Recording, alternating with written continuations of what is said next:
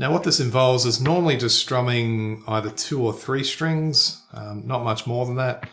Just the general reason being that the faster you strum, it's harder to actually cover more strings as you do that. But for the most part, it's more just down to the fact that we don't need those extra strings. We only really need 2 or 3 anyway. Now the left hand is focused on, to begin with anyway, a droning sort of idea, where we're going to be using a droning low E and the 7th fret E on the 5th string. And then we progress then to the 9th fret with the same open low string behind it. Then the 10th fret. And then what we're going to do from that point on is we're going to use some power chords and just a few alterations of those to create a melodic sort of atmospheric sound. Now the main focus of this is going to be the strumming hand. So I'll just explain a bit, like just a general idea of what should happen when you're practicing this. So for a start, it is reasonably fast. I mean, I know it's not the absolute fastest, but it is fairly upbeat. So what you're going to want to do is warm up before you do it. And to do that, what I recommend doing, and this is what I tend to do, is just a bit of down picking with whatever you want to do. You can just do it on a string or a chord. And what that'll actually do is you're not going to do the up strum, but you kind of are as a ghost strum. So that just means that you're still maintaining the upward movement, but you're not actually striking the strings. So it's a good way to sort of loosen up and make sure you relax before attempting the harder example that we're going to have a look at. The other thing is we're only going to be focusing on strings 6 and 5, so this makes it easy in as far as muting goes. So we're not going to have to worry about the 4th, 3rd, 2nd or 1st string. You will notice that I do tend to wrap the first finger around just on these strings. And that just stops those open strings from ringing out. But to be honest, the faster you strum this, you're not really going to have enough time to get down to those. So it shouldn't be too much of an issue. And from that point on, it's just a matter of discovering what tempo you can do this at without tightening up. Now, the important thing here is it's the wrist that has to do the work, not the elbow or the shoulder. So the shoulder should be pretty much completely relaxed. There will be a bit of sympathetic tension in the arm. That's pretty normal. You can't play with 0 tension. There has to be some. But you just want to make sure that it's a fairly loose motion. Obviously not as loose as what I'm doing here, but you can just do that for a bit just to, just to loosen it up a bit. Now, one of the things you could do is if you just place your fingers lightly over all 6 strings, you could try it out just to see what kind of tempo you can do this at. Now, the rough tempo for this, because I haven't got a metronome, we'll just have a bit of a look at that just for a tick, and I'll show you that. And I'll do that for a bit.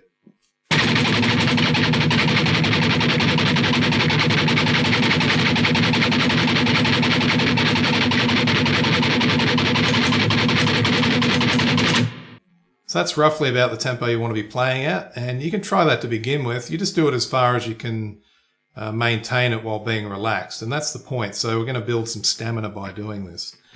Just make sure, as I said before, do not try to play faster than you can actually do it while relaxed.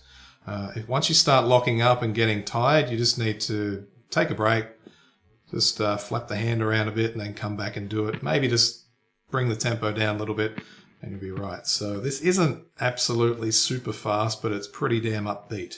So it's going to give the right hand or the strumming hand a good workout. So okay, let's get on to the left-hand side of things. We're basically going to start out 7th fret on the A string with the first finger. We're going to play the low 6th string with that, and that will be for a bar. And you can think of this as 4 lots of 4. So basically 16 strums of that, but you can break that up into groups of 4. So we'll play it a little bit slower so you can see that and hear it. One more time. And what we're going to do then is we're going to progress then to the 9th fret on the A string and leave the low 6th string being played with that. That's going to be 2 lots of 4, followed by the 10th fret on the A string. You can use your 4th finger there. And that will be for 2 lots of 4 as well. So let's listen to bars 1 and 2.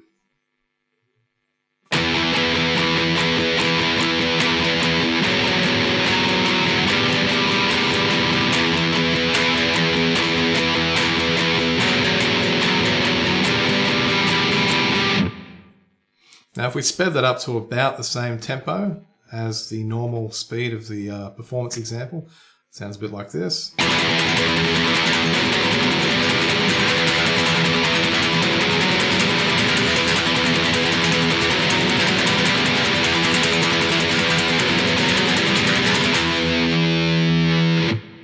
Okay, so let's get into the third bar. Now this is where we employ the power chord, and then we're going to be altering the power chord just a little bit. So this one's a C power chord in the 8th position. So you're going to have your first finger at the 8th on the low 6th, and the third finger at the 10th on the 5th string. And what you're going to do here is strum this for 4 lots of 4.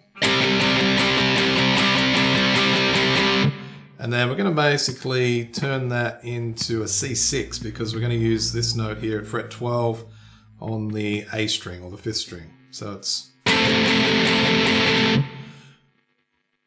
2 lots of 4 of that. Now the next part, this is optional, and I'll show you an alternate way to do it.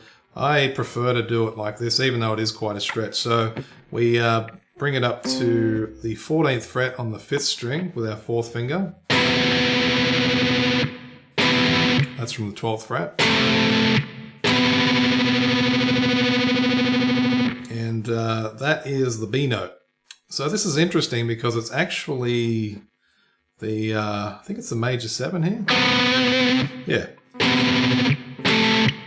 So we've got this major 6, major 7.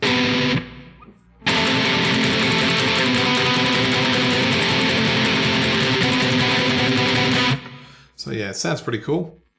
Now, the alternate to this is if you don't want to stretch out or if you just can't do that, what you can do is you can just put the middle finger at the 9th fret on the 4th string and just be sure that the first finger mutes the 5th string. And it'll sound like this. So just to put that into context, we were here, 12th fret with the 4th finger. And then if you can't stretch that, you just put the middle finger here. And you just got to make sure with that you do mute the G string also, and the B and the E string preferably as well. So let's have a listen to the 3rd and 4th bar now.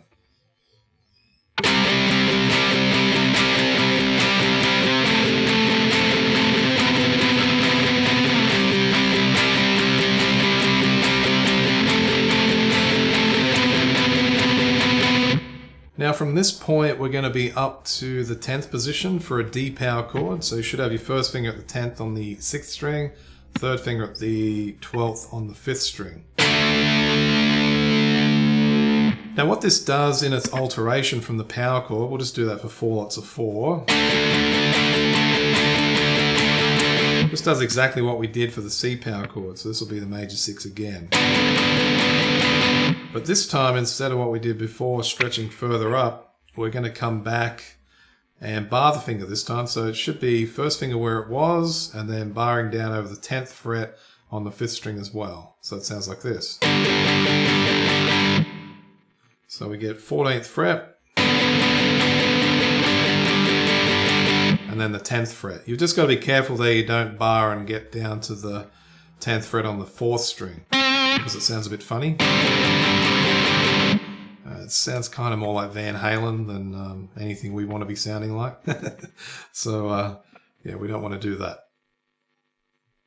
And then what we're going to finish with is a B power chord, and we're going to do a bit of altering with that as well. So that is in the 7th position, first finger 7th fret on the 6th string, third finger at the 9th on the 5th string. I'm going to do that for 4 lots of 4. Sounds a bit darker, these alterations. So we've got the 10th fret, or this alteration I should say. And then back to the normal power chord. That is actually the minor 6 there.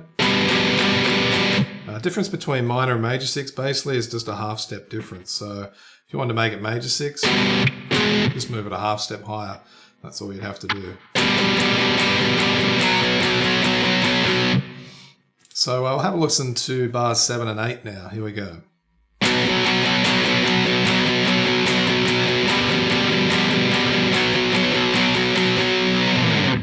So let's have a full playthrough, just a slower tempo. and then you'll get the full context of everything. So here we go. 1, 2, 3, 4.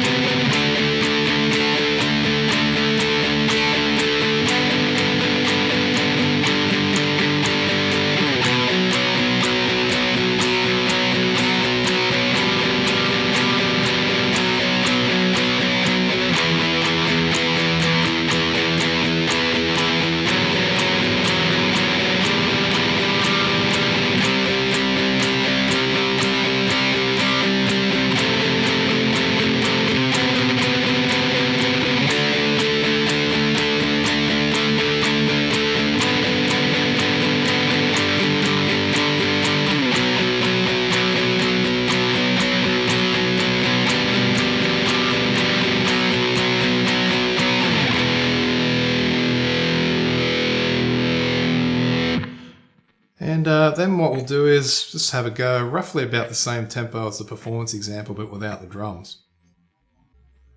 Here we go. 1, 2, 1, 2, 3, 4.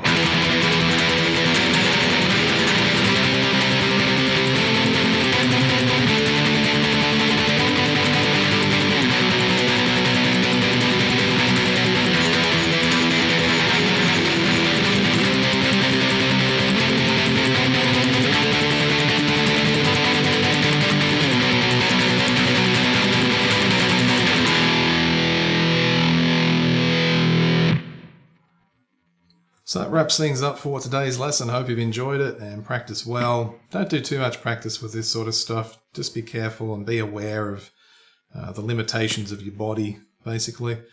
It's not really much good when you hurt yourself, and I've been there and not fun at all. You basically end up just paying for it. So yeah, just be realistic, get the speed up gradually and all will be well. Okay, so I'm out of here. Have fun with it and I'll see you at the next lesson. Bye for now.